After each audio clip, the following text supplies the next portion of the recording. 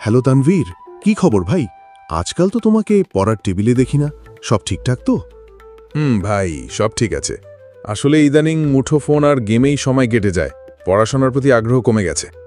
সেটা কিন্তু ভালো কথা নয়। তুমি জানোই তো, সময় একবার চলে গেলে আর ফিরে আসে না। এখন যদি সময় নষ্ট করো, ভবিষ্যতে অনেক আফসোস করতে হবে। হ্যাঁ ভাই, বুঝতে পারছি, কিন্তু পড়ার প্রতি মন বসে না। কিভাবে আবার আগ্রহ ফিরে পাবো বলো তো? প্রথমে একটা রুটিন বানাও, ছোট ছোট লক্ষ্য ঠিক করো। প্রতিদিন একটু একটু করে পড়লে আগ্রহ বাড়বে। আর মনে রেখো, তুমি পড়ছো নিজের ভবিষ্যতের জন্য। সত্যি বলছো ভাই, আমি চেষ্টা করব আবার নিয়ম করে পড়তে। তুমি পাশে থাকলে অনেক সহজ হবে। নিশ্চয়ই থাকব। আমরা বন্ধু। ভালো কাজে একে অপরকে উৎসাহ দেওয়া আমাদের দায়িত্ব। ধন্যবাদ ভাই, আজ থেকেই আমি সময়ের মূল্য বুঝে চলার চেষ্টা করব। এটাই চাই। চল, আগামীকাল থেকে একসাথে পড়া শুরু করি।